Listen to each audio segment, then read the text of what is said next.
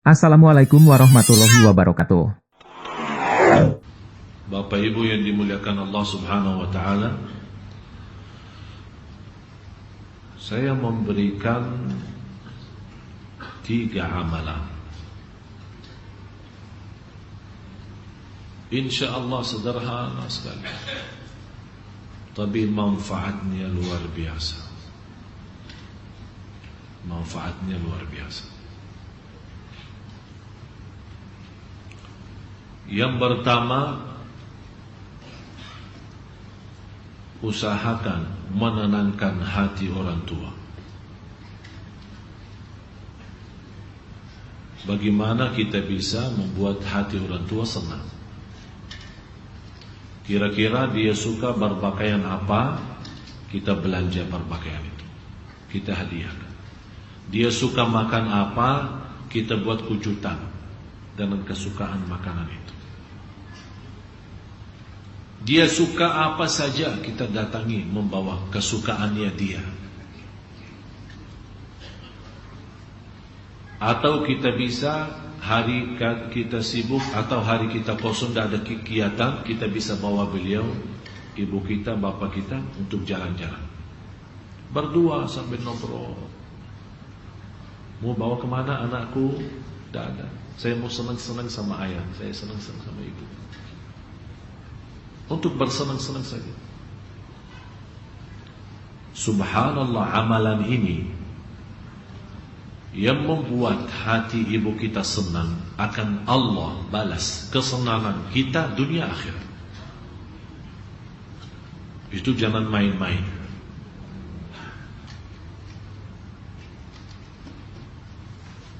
Kita kalau datangi mereka, jangan hanya kita memberikan perhatian mencium tangannya, kalau bisa cium kakinya. Tunjukkan kepada orang tua kita, biar orang tua kita non-muslim, tunjukkan kepada mereka, saya anak bapak ibu, saya sayang, saya cinta mati.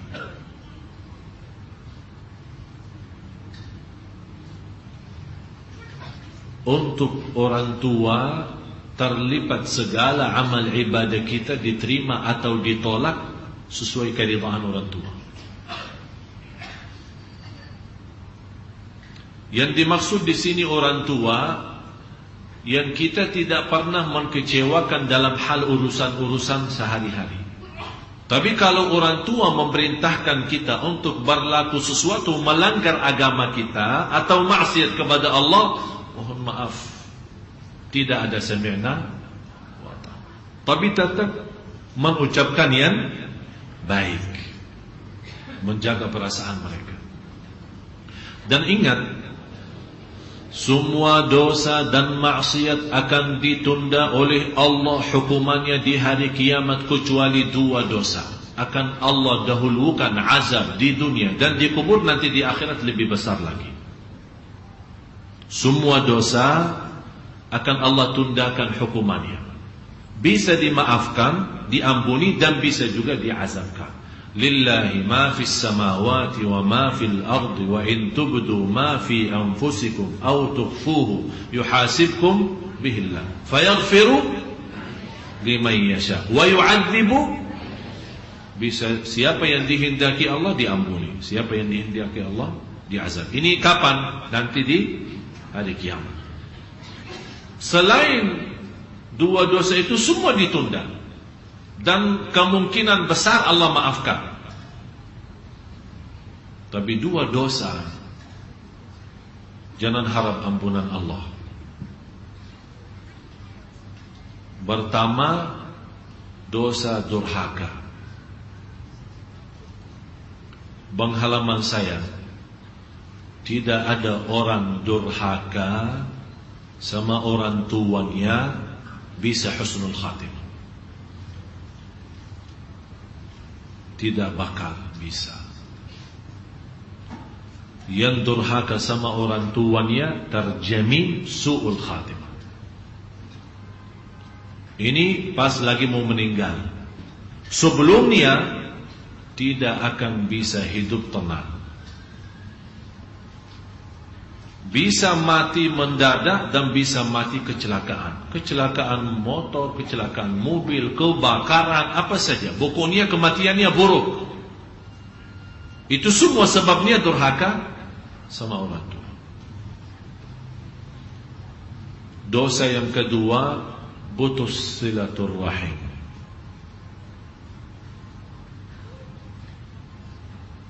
Silaturrahim salah satu amalan ibadah seperti salat. Salat bunya tali kepada Allah. Kalau salat kita berhenti, berarti tali itu putus hubungan kita sama Allah. Jangan harap bisa diterima umrah kita, haji kita kalau salat dah ada. Karena salat itu talinya, baru muncul amal-amal yang lain. Kalau talinya terputus, berarti jangan harap ada hubungan baik sama Allah. Begitu juga silaturrahim. Dan silaturrahim yang terbaik, kita bersilaturrahim kepada orang yang berbuat kezaliman kepada kita. Dan itu hal bukan semua mampu. Kita suka silaturrahim kepada orang yang balas silaturrahim. Dia datang ke rumah kita, kita balas datang ke rumahnya. Dia undang, kita undang. Tapi orang yang tak pernah respon undang kita, kita tak mau datangi ke dia. Berarti kita selama ini bersilaturrahim bukan ikhlas, karena kita menunggu sebuah kebaikan. Tapi namanya silaturrahim ikhlas, karena Allah kita bersilaturrahim. Biarpun dia memfitnahkan kita, berbuat jahat sama kita, berkata-kata yang tidak baik terhadap kita, tapi kita tetap menjaga silaturrahim karena, bukan karena dia. Dan hal itu berat. Inilah yang berat dicintai Allah. Ini sekarang Anda mau yang enak-enak atau yang berat? Yang enak-enak kan? Begitu Anda merasakan keberatan dalam ibadah, malah ditinggalin. Bapak Ibu, Anda mau masuk surga Allah. Masuk surga Allah itu bukan main-main, bukan sembarangan orang. Kalau Anda belum merasakan keberatan untuk menuju ke surga, berarti belum pantas jadi ahli surga. Am hasibtum an tadkhulul jannah walamma ya'lamillahu alladhina jahadu minkum wa ya'lamas sabirin. Apakah Anda kira masuk surga begitu saja? Belum sampai siapa di antara kamu yang benar-benar bersungguh-sungguh sama orang yang benar-benar bersabar? Kalau semuanya sama, berarti mohon maaf, kalau semuanya sama masuk surga, tidak dibedakan, berarti Allah subhanahu wa ta'ala tidak adil. Tapi justru karena adil Allah, bukan dengan enak-enak masuk surga. Mulai masuk surga dalam rahmat Allah. Tapi di dalam surga tidak berlaku rahmat Allah. Yang berlaku apa? Adil Allah. Maksudnya apa? Surga itu bertingkat-tingkat. Yang di posisi bawah, yang dekat pintu, yang dekat jendela, sama yang di posisi atas, itu adil Allah. Kembali kepada perjuangan kita masing-masing. Jadi tidak ada istilah kalau memang saya masuk surga dengan rahmat Allah, ya udah. Kenapa saya capek? Yang membuat kita berusaha capek beramal saleh karena kita mau di tingkat yang tertinggi. Sekarang kalau saya menawarkan dapatkan harta, mau yang sedikit atau yang banyak? Yang banyak kan? Mau rumah satu lantai atau yang bertingkat?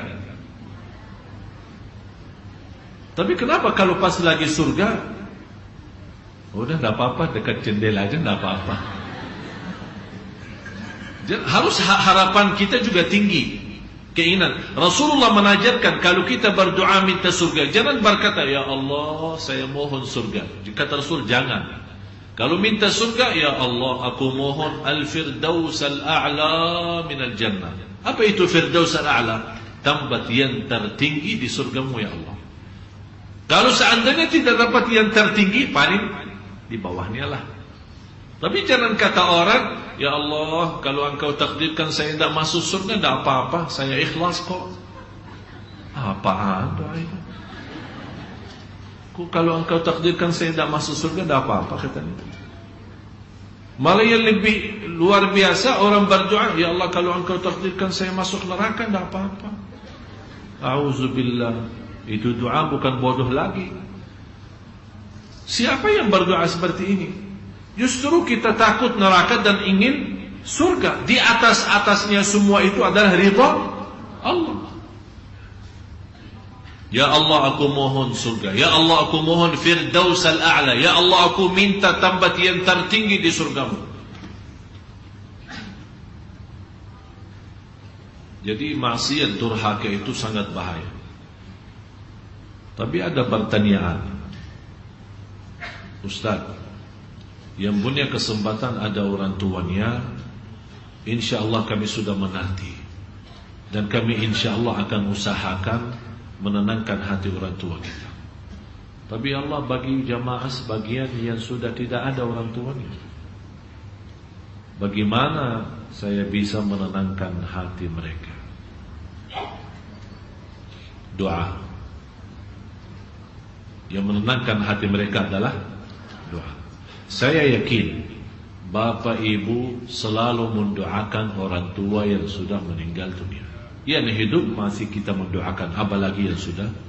Hampir setiap hari, bisa jadi ada di antara jemaah setiap sujud mendoakan orang tua. Saya tidak pernah bersujud wajib maupun sunnah, pasti saya mendoakan orang tua. Malah saya mendoakan orang tua lebih daripada mendoakan diri sendiri. Ini menjadi wajib seperti nazar saya. Habis subhana rabbiyal a'la, segera saya mendoakan orang tua. Kalau saya makmum, berdoa untuk orang tua sampai imam Allahu Akbar. Kalau saya berdoa sendiri atau salat sendiri, saya mendoakan diri saya sendiri, kemudian orang tua, baru orang-orang yang lain yang meminta didoakan. Bagi orang-orang yang telah orang tuanya mendahului kita, tolong doakan. Tapi doanya ada cara baru. Jangan mendoakan mereka sambil nangis. Itu dulu. Kalau kita mendoakan sambil nangis, itu dulu. Karena kita merasa banyak kekurangan kita. Tapi kali ini saya minta kita mendoakan orang tua yang telah meninggal dunia sambil kita senyum. Maksudnya apa? Apa hubungan kita senyum sambil berdoa? Karena saat kita senyum, kita merasakan orang tua kita mendengar doa kita, dan mereka senyum karena doa kita. Akhirnya kita merasa kesenyuman orang tua kita, disitulah kita balas dengan senyum juga. Karena semua orang, apalagi anak yang mendoakan orang tuanya, ada malaikat, sebagaimana diriwayat Imam Ahmad dalam musnadnya dan yang lain-lain, ada malaikat punya tugas menantarkan doa kita kepada orang tua kita. Setiap mereka mendengar doa kita, mereka senang dan bangga. Apakah doa anak ke orang tuanya sampai? Jelas sampai. Malah kita semua sudah hafal. Kalau anak Adam mati, terputus amalannya, kecuali di antaranya anak saleh yang. Tapi ada orang bertanya, terus kalau anak yang duluan meninggal, apakah doa bapaknya sampai? Kan ini ada pertanyaan. Ada orang bertanya, ini anak yang mendoakan orang tua, berarti orang tuanya kalau meninggal duluan, anak saleh akan sampai doanya. Tapi kalau terbalik, yang meninggal duluan adalah anak, apakah doa orang tuanya juga sampai? Jelas sampai. Tapi kenapa tidak disebut dalam hadis doa orang tua sampai? Karena secara psikologi manusia, pasti orang tua mendoakan anak, tapi belum pasti anak mendoakan orang tua. Oleh karena itu Rasul mewasiatkan anak mendoakan orang tua, supaya ada semangat. Karena tidak terjamin anak kita besok mendoakan kita. Tidak ada yang jamin. Oleh karena itu Anda biasakan diri mendoakan orang tua, supaya besok kalau dipanggil oleh Allah kita duluan, insya-Allah didoakan oleh ini, Allah balas. Hal jazaa'ul ihsani illal ihsan. Sesuatu kebaikan Allah balas dengan kebaikan. Silaturrahim, saya minta lain kali semua jamaah yang hadir, kemana saja pergi, apalagi menuju ke majlis ta'lim seperti Sunda Kelapa ini, Anda punya niat 3. Jangan lupa 3 niat. Yang pertama, kenapa saya keluar rumah? Untuk apa? Menuju majlis, berarti nawaitu belajar. Ini niat pertama. Yang kedua, niatnya apa? Silaturrahim. Silaturrahim. Silaturrahim ketemu guru saya, silaturrahim ketemu jamaah yang saya kenal maupun yang saya tidak kenal. Yang ketiga apa? Nawaitu dengan berkah belajaran di malam ini, orang tua saya dapat berkahnya. Boleh juga selesai majlis Anda berdoa, ya Allah, majlis kami malam ini saya mohon berikan pahalanya untuk orang tua saya. Itu boleh. Kalau Anda merasa belum mantap lewat niat untuk orang tua, di akhir majlis sebelum Anda pulang, mau pulang, ya Allah, tolong saya duduk di Masjid Sunda Kelapa dari maghrib sampai isya belajar ilmu, ya Allah, saya mohon berkah majlis ini, pahala majlis ini sampaikan kepada orang tua saya. Itu 100% terkabul. Kenapa saya berkata silaturrahim kalau menuju majlis ta'lim dan majlis ilmu? Karena silaturrahim mendatangkan rezeki. Yang kedua, silaturrahim mempanjangkan umur kita. Yang ketiga, silaturrahim mendapatkan ridha Allah. Berarti jamaah sekalian, orang yang punya masalah, saya bertanya sekarang, yang punya hutang angkat tangan. Tak apa-apa, angkat tangan. Yang masih merasa punya hutang, ini saya pertama orang punya hutang. Yang punya hutang angkat tangan. Banyak kan? Belum, ya. Yang belum mampu lunaskan hutangnya angkat tangan. Banyak juga kan? Mau segera lunaskan hutangnya angkat tangan. Tapi janji enggak tidak berhutang lagi? Janji enggak? Ini masalahnya, kita sekarang punya masalah hutang. Dan kita ingin, karena sudah terlanjur berbanyak hutang, kita ada niat mau segera lunaskan. Tapi salah satu yang memberikan kemudahan, pertama nawaitu baik. Nawaitu apa baik? Nawaitu melunaskan. Nawaitu, ada orang pinjam tapi tidak ada niat, biarin dia kaya, biar pokoknya penting dapat. Begitu dia tanya, ibu tolong bu, mau apa? Tolong bantu ibu, saya lagi banyak stres bu. Sampai ibu tuh nangis, kasihan, tersentuh hatinya. Ya udahlah, kapan mau dikembalikan? InsyaAllah dengan segera. Tapi di hatinya sampai hari kiamat apakah? Ini kan hati. Tapi ibu kan dah tahu hati. Dia tahu apa yang disampaikan oleh mulutnya. Udahlah, saya kasih. Tapi jangan lama ya. InsyaAllah. Sambungannya insya. Karena insyaAllah kan banyak arti kan. Sudah kita, Bapak Ibu sudah faham insyaAllah sekarang. Berarti dia tidak ada niat baik. Orang yang punya niat seperti ini, akan Allah susahkan hidupnya sampai mati tidak akan mampu lunas, biarpun banyak uangnya. Belum tentu yang banyak duitnya bisa melunaskan hutangnya. Tapi subhanallah sebaliknya, Rasulullah SAW bersabda, man nawa, barang siapa yang niat untuk melunaskan hutangnya, akan Allah berikan jalan keluar. Jadi langkah pertama nawaitu. Sekarang saya minta sekali lagi, Bapak Ibu yang masih punya hutang, nawaitu lunaskan enggak? Angkat tangan. Ini tangan belum bukti ya, tapi hatinya yang Allah Maha tahu. Ini tangan.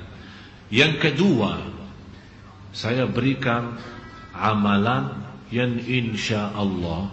Ini insya Allah di sini bukan bahasa Arab ya, tapi insya Allah pasti akan Allah segera memurahkan rezeki kita. Barbanya silaturrahim. Maksudnya apa barbanya silaturrahim? Saya kasih sederhana sekali, dan saya yakin tidak keberatan. Setiap pagi Anda silaturrahim. Anda sekarang di rumah mau perangkat kerja kan? Pasti ada tetangga kanan kiri. Datangi mereka, Assalamualaikum, selamat pagi. Gimana pagi hari ini? Sehat? Assalamualaikum. Jalan. Tetangga yang satu lagi, Assalamualaikum, gimana kabar? Selamat pagi. Saya mau kerja dulu ya. Assalamualaikum. Jalan. Nawaitu silaturrahim. Barang siapa yang silaturrahim di pagi hari didoakan oleh malaikat 70.000, ya Allah ampunilah, ya Allah rahmatilah, ya Allah murahkan rezekinya. 70.000 malaikat. Dan kita tahu malaikat doanya makbul. Dan barang siapa yang silaturrahim di malam hari didoakan oleh malaikat sepanjang malam sampai besok, 70.000 malaikat. Allahu Akbar. Anda sendirian bisa lewat telepon, tanpa ada keinginan, kemauan duniawi, angkat, Assalamualaikum, apa kabar ibu, sudah lama dah ketemu, sehat ya? Ya. Assalamualaikum, terima kasih.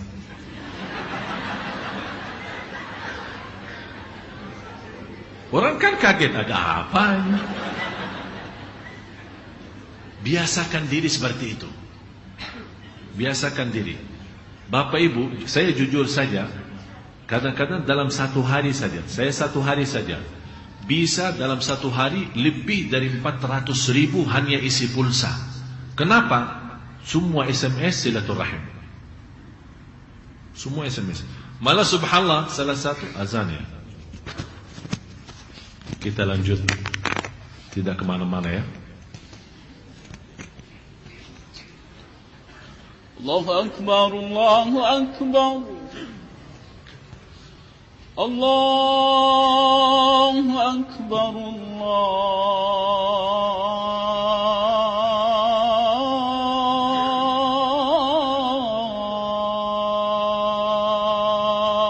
Akbar. Asyhadu an la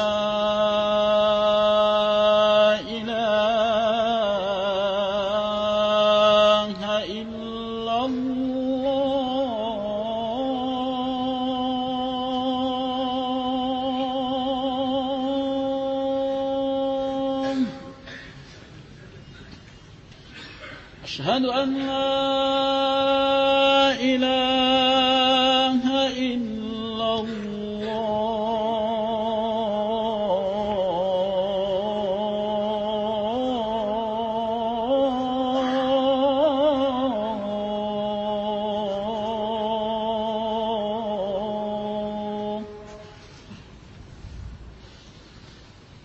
أشهد أن محمد رسول الله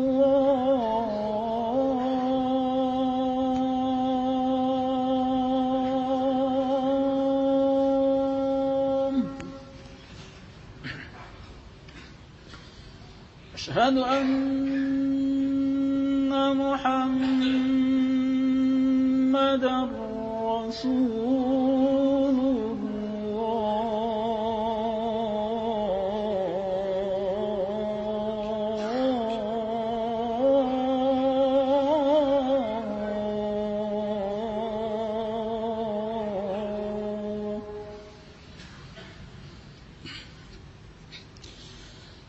حي على الصلاة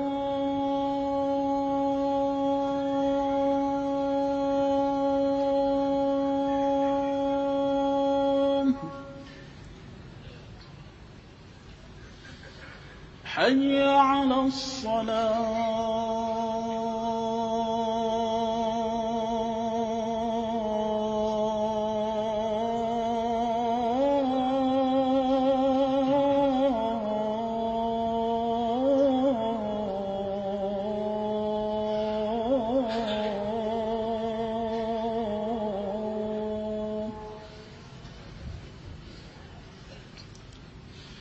حي على الفلاح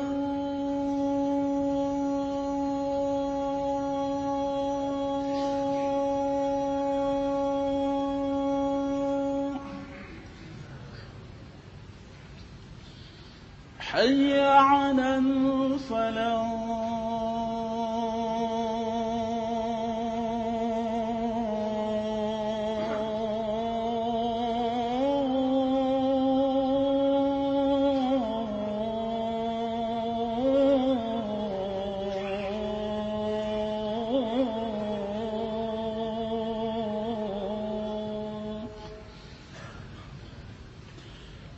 الله أكبر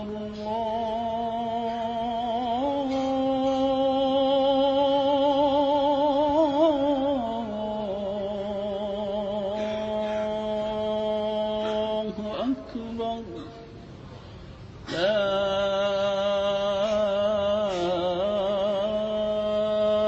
إله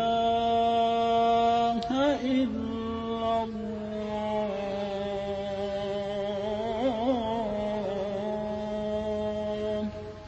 لا إله إلا الله محمد رسول الله صلى الله عليه وسلم اللهم رب هذه الدعوة التامة والصلاة القائمة آت سيدنا محمد الوسيلة والفضيلة والشرف والدرجة العالية الرفيعة وابعثه مقاما محمودا الذي وعدته إنك لا تخلف الميعاد.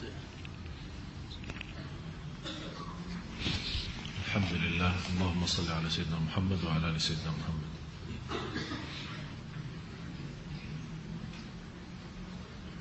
Jadi silaturahim bisa juga lewat HP. Apalagi sekarang kita punya BlackBerry. Sekali kiriman bisa untuk puluhan orang, bisa ratusan orang. Kita kirim. Assalamualaikum, apa kabar semua di pagi hari ini? Semoga dimudahkan segala urusannya. Tapi nawa itu apa? Silaturahim. Selalu menghadirkan niat itu. Itu sangat mudah. Tapi coba lihat balasannya nanti apa. Sekarang mudah. Lewat telepon. Subhanallah, tidak pernah saya lewat satu hari pasti ada saja masuk ke nomor saya pulsa. Saya tidak tahu dari mana. Karena saya selalu habisin pulsa untuk silaturahim, jadi ada saja balasannya. Nomor saya 087 88 40 40 36. Yang berkenan isi pulsa, terima kasih. Silaturahim kita. Sama silaturahim. Subhanallah, indah. Itu yang saya namakan surga Allah di dunia. Barang siapa yang masuk surga Allah di dunia, pasti masuk surga Allah di akhirat. Karena kita kan hidup sebentar. Apalagi silaturahim orang tua kita yang jauh-jauh dari kita, paman kita, siapa keluarga kita. Karena kita misal di Jakarta, mereka di kampung, kita angkat telepon. Tak sampai 1 menit. Assalamualaikum, apa kabar? Semua sehat? Alhamdulillah. Saya cuma mendengar suaranya rindu. Assalamualaikum. Biasakan. Jadi ini menjadi amalan kebiasaan kita. Jadi jangan menjadi kebiasaan kita saat pas lagi butuh kita silaturahim. Tidak, kita biasakan diri. Itu sangat bermanfaat. Bukan hanya untuk diri kita, malah juga bisa menenangkan hati orang lain. Ada satu orang, ini ada satu cerita. Suka selalu telepon, niatnya silaturahim, tapi ke rumah sakit. Khususnya kepada yang urus ambulan ya. Kalau ada darurat kan kita telepon ambulan ya. ambulan ada orang sakit atau kecelakaan apa, dia selalu setiap hari telepon ke kantor ambulan yang ada di rumah sakit, bagian ambulan. Assalamualaikum, apa kabar, sehat? Ada yang saya bisa bantu? Tidak, terima kasih, cuma saya mau silaturahim. Besoknya begitu, halo, assalamualaikum, apa kabar? Ini ambulan ya? Ya. Apa kabar, sehat? Ada apa-apa? Tidak, cuma mau silaturahim. Sampai orang bosan ini sering ditelepon. Biasanya ditelepon kalau ada masalah. Kata beliau, ya saya sebenarnya mau silaturahim, bukan mau telepon karena ada kebutuhan apa-apa, supaya jangan buruk sangka sama saya. Jadi seperti ini yang saya maksud, kita bersilaturahim lewat telepon ke keluarga kita, sahabat kita, teman-teman lama, teman sekolah yang barangkali jauh daripada kita. Ini subhanallah luar biasa. Nawaitu silaturahim, mendapatkan apa? Panjang umur, murah rezeki, diridai Allah subhanahu wa ta'ala. Amalan yang ketiga dan yang terakhir, usahakan menenangkan hati orang miskin. Maksudnya apa menenangkan hati orang? Kalau ada orang kita lihat, ini benar-benar orang butuh, benar-benar orang miskin, jangan kita memberikan bantuan kita akhirnya menjadi tukang minta. Tapi kita melihat dia miskin karena lapar, kita bawa. Ayo, inti lapar ya, ayo kita bawa. Mau kemana? Anak mau ajak inti makan. Makan, ngobrol, minum, sudah selesai. Kalau mau ada kelebihan rezeki boleh kasih. Ada orang miskin tetangga kita, kita bawa belanja. Pas hari Minggu kita mau libur sama anak-anak kita, bawa satu orang miskin. Jangan membiasakan mereka menjadi tukang minta, tapi kita berusaha menyentuh perasaan mereka dengan amalan seperti ini. Dan menyentuh perasaan, membanggakan orang miskin. Dan termasuk di antaranya membanggakan hati istri kita. Saya kasih di sini ada satu rahasia.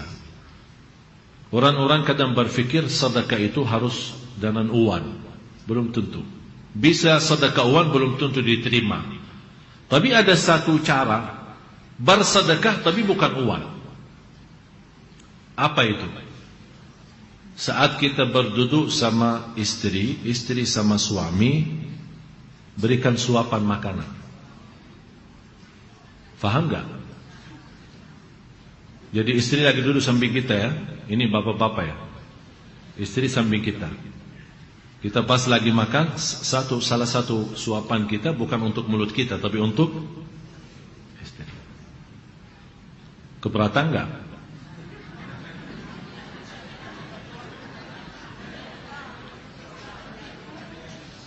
Terus kalau ibu-ibu bisa enggak? Pas kita lagi makan nikmati, ini suami di hadapan kita ya, kita kasih suapan. Sayangku, buka. Luar biasa. Rasulullah sallallahu alaihi wasallam bersabda, "Wa luqmatun fi imra'atika sadaqah." Suapan di dalam mulut istrimu sedekah. Allahumma salli ala sayyidina Muhammad. Tidak ada sesuatu yang menyentuh hati dan menenangkan. Sudah disampaikan oleh Rasul. Katanya orang barat yang romantis. Rasul kita sallallahu alaihi wasallam. Pagi bekas minuman istri kita, kopi, teh, apa itu jus, kita megang ini. Manis sekali. Kenapa manis? Saya tidak pakai gula. Ini gara-gara bibirmu ya. Subhanallah. Menyentuh. Tapi nawa itu apa? Sedekah.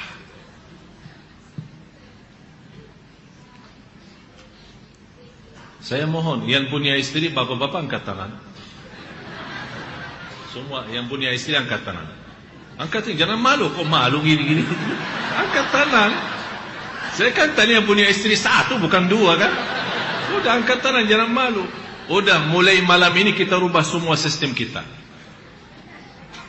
Daripada kita makan sendiri, kita suapin istri kita. Kita tunjukkan rasa cinta, rasa sayang.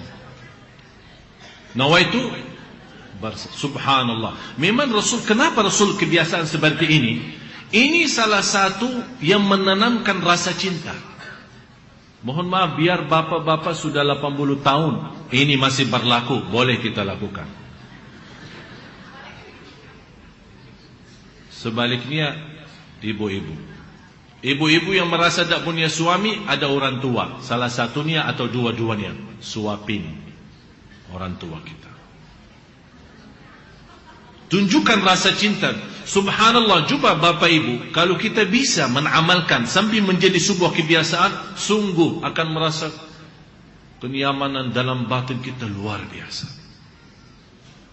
Dan mohon maaf saya menyampaikan hal itu bukan karena bersabda Rasul, tapi saya harap apa yang saya sendiri rasakan, sungguh bapak ibu saya ingin anda semua rasakan. Lewat menenangkan hati orang tua, lewat menenangkan istri kita dengan suapan. Luar biasa itu. Atau apalagi megang gelas berdua ini gantian. Luar biasa. Gantian tempat tidur kita, subhanallah. Ini sebenarnya bisa dirasakan. Mohon maaf, selama saya di Indonesia 4 tahun, 90% masalah masyarakat di Indonesia karena rumah tangga. Saya membuat 2 buku kecil sekali, buku saku. Belum diterbit, insyaAllah mudah-mudahan dengan cepat. 20 kesalahan suami terhadap istri yang perlu diperbaiki, 10 kesalahan istri terhadap suami yang perlu diperbaiki. Pengalaman saya selama di Indonesia, saya melihat banyak masalah dalam rumah tangga karena hal-hal yang baru saya sampaikan sepertinya belum ada. Apalagi kalau saya mau bicarakan mandi barang, malu sih. Kok malu?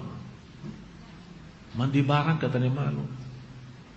Padahal biar bapak ibu tahu, Rasulullah pernah mandi barang sama istrinya. Faham mandi barang enggak? Mandi bersama di satu kamar mandi, sama-sama bebas, terbuka. Itu ajaran Islam kita. Kenapa Rasulullah SAW sampai kata Siti Aisyah radhiyallahu anha, saya bersama Rasul mandi bareng sambil beribut siapa yang mau ambil bayuna air ya. Kata Siti Aisyah, saya ribut sama Rasul siapa yang ambil duluan. Ini kenapa semua itu yang dilakukan Rasulullah SAW? Ini sebenarnya bukan khas untuk Rasul. Ada orang, ini kan khusus untuk Rasul saja. Kalau kita tidak, kita manusia, punya jiwa, punya perasaan. Kalau kita bisa menjalankan sesuai yang telah dijalankan Rasulullah SAW, akan kita sendiri akan merasakan kenikmatan dalam rumah tangga kita. Karena kenapa? Mohon maaf, banyak berita-berita selingkuh. Jujur saja, banyak berita-berita dari pihak wanita dan dari pihak laki-laki. Tidak pernah ada masalah selingkuh atau masalah di luar rumah tangga itu 100% karena ada masalah di dalam. Dan dari dua pihak harus sama-sama berbaiki. Kalau memang sama-sama cinta dan sama-sama kasih sayang. Contoh, ini khusus untuk ibu-ibu ini. Bu, saya kemarin ditelepon bapak, marah sekali seorang bapak. Saya heran istri-istri kita. Kenapa pak? Tidak bisa terlihat cantiknya kecuali kalau ada acara di luar. Pakaiannya seksi, wanginya cantik. Pasti rumah kayak hantu. Sampai saya kesal pulang rumah. Pas saya selesai kerjaan, malas pulang cepat. Cari alasan apa, karena macet apa. Bukannya pergilah jauh, pulang nanti malam pas. Jadi seperti hidup kita, mohon maaf kayak binatang. Jadi datang hubungan, pulang hubungan. Datang hubungan, pulang hubungan. Begitu aja kerjaan mereka. Padahal kecantikan wanita itu diwajibkan untuk suami, bukan untuk orang di luar. Malah orang yang menjantikan diri untuk acara di luar tapi tidak pernah untuk suami dianggap dosa zina. Itu di hukum Islam. Malah dilaknati oleh malaikat sampai dia pulang ke rumahnya.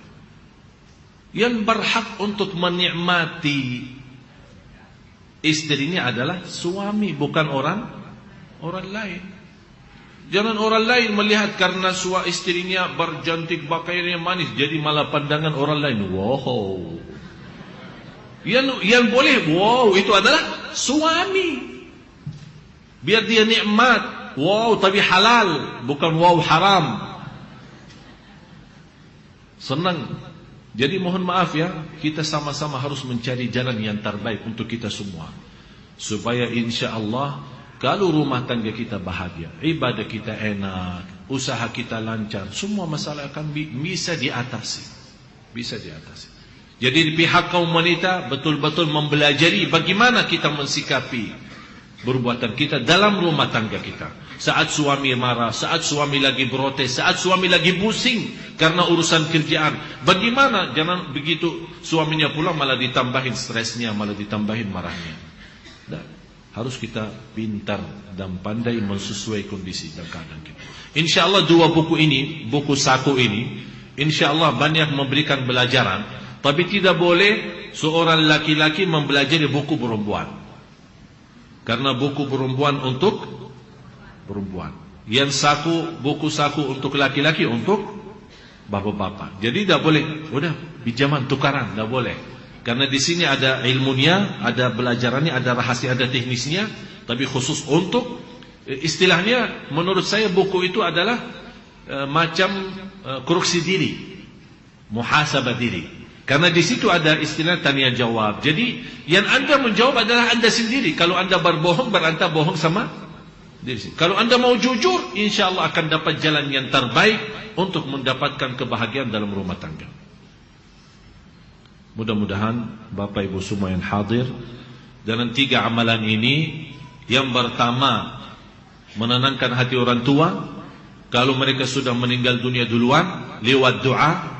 Sambil kita senyum karena kita rasa doa kita sudah sampai ke orang tua kita.